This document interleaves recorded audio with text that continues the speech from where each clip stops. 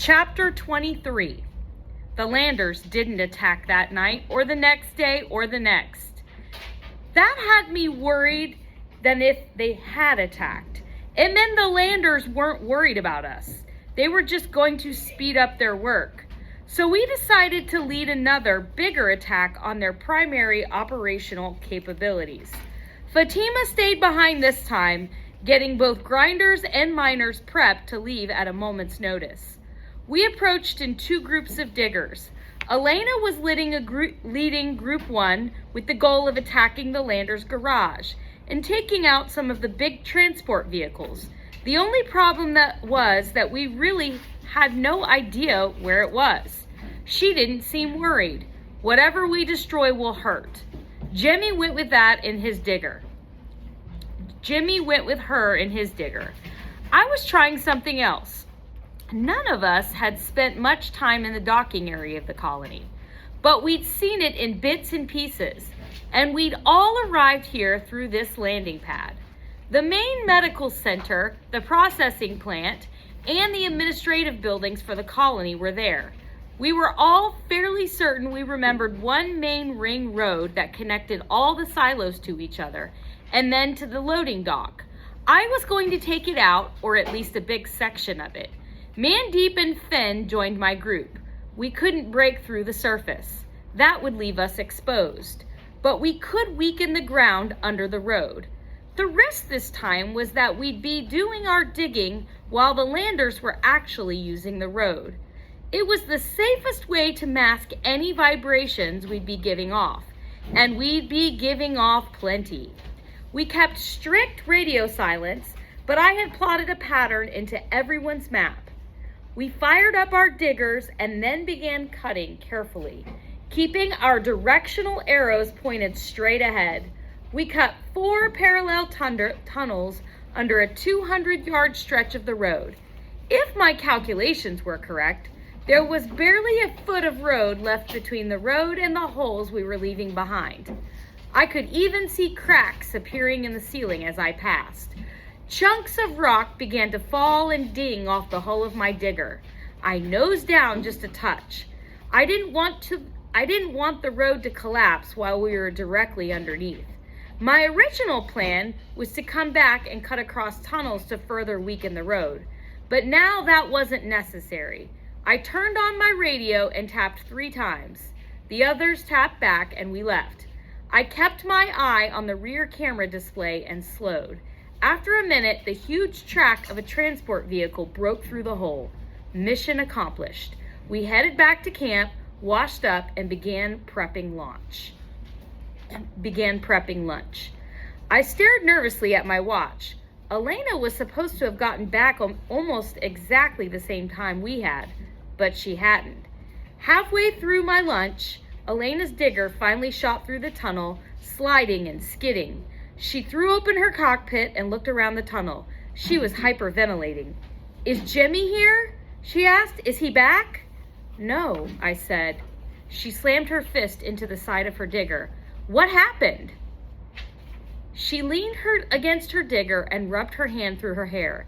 "It started off well. We found a garage, collapsed a wall, and got out of there." "You destroyed some transports?" She nodded. "But then I had an idea." She stole a look at me and then lowered her eyes. I winced. I had a bad feeling about where this was heading, but I let her go on. Jimmy was used to digging near the surface, so he had agreed to try breaking through. What? Why? It was just for a few seconds. We wanted to sneak a quick look at the setup to help us get some visuals of the ship, its location, the number of landers. I began to pace back and forth in front of her. "Go on." Elena began to shake. "I don't know what happened. He was supposed to take some pictures and then join me back in the tunnel. I never got a distress call, so I assumed he was fine." "We have to move camp. Fast," I said. Elena didn't move. I didn't care. I turned back toward the storeroom. Fatima was standing in the doorway. I wasn't sure how much she'd heard, but she was angry. "Fatima, you and Mandeep prepped everyone?" "Yes." "Then let's move."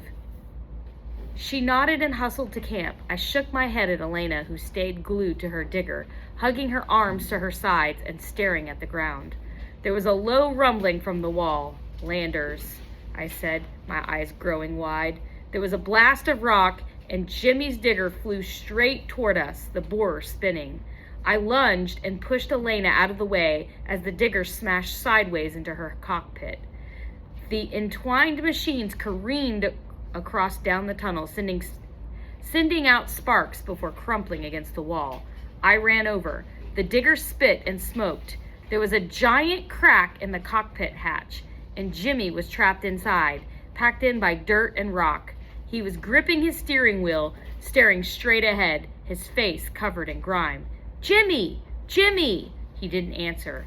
I began clawing at the hatch. It gave, and I pulled the cockpit lid off. Then I began digging with my bare hands. Jimmy kept holding onto the wheel, white as a ghost. "Elena?" I called. "I need help." I turned, but she was gone. Maria and Finn heard the commotion and rushed to help me, and together we were able to loosen the dirt enough to get Jimmy free. I had to pry his fingers from the wheel. I laid him down on the ground. He was shaking. Mandeep ran up and covered him with the coverall. "Jimmy, it's Christopher. Are you okay? What happened?"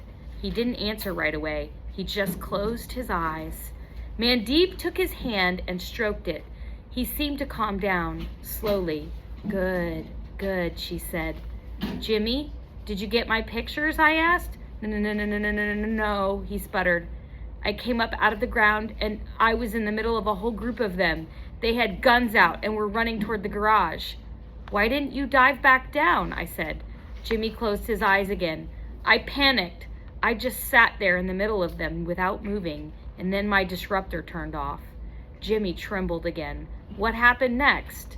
"Once the disruptor turned off, I knew I had to run for it.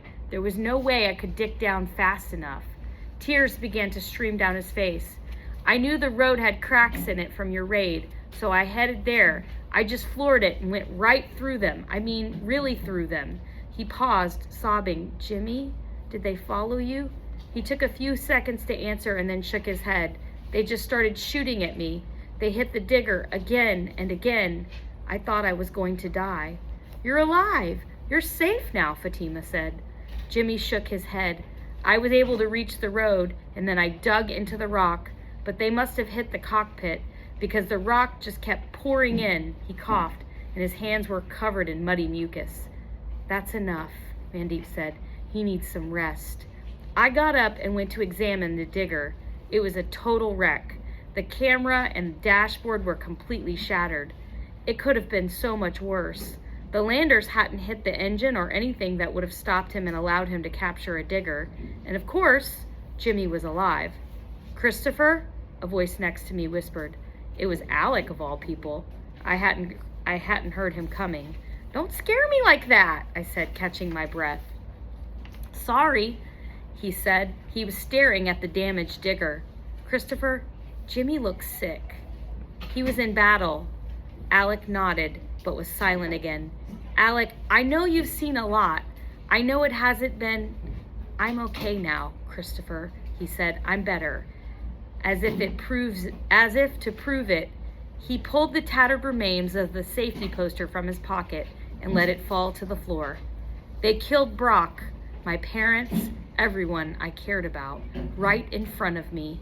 He closed his eyes. I put a hand on his shoulder. Alec took a deep breath and continued to stare at the digger. Then he looked straight into my eyes. His eyes were narrowed and sharp. "I want to help." I probably should have said no. He wasn't ready, or wasn't prepared to deal with what our battles were going to be like now that the landers were aware of us. But something in his eyes told me he wasn't asking. Plus, with Jimmy dealing with his own trauma, we needed everyone to chip in. So I shook his hand and said, "Welcome back."